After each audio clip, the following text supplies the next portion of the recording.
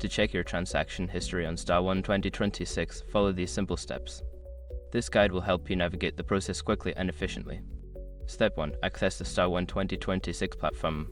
Open your web browser or mobile app and navigate to the StarOne 2026 login page. Ensure you have a stable internet connection for a smooth experience. Step 2. Log into your account. Enter your username and password in the designated fields. If you have forgotten your login details, use the recovery options provided to regain access.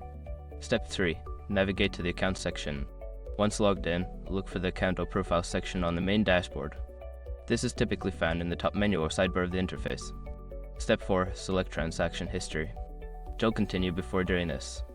A lot of online accounts end up exposed in breaches without people even realizing it. Use SROC to constantly monitor your email and accounts and get alerted immediately if your information gets leaked online. It scans billions of breached records 24/7 in the background. And honestly, for a few dollars a month, it's something everybody should probably have. Link in the description. Step 5. Review your transactions. You can now scroll through your transaction history. Use any available filters or search options to find specific transactions if needed.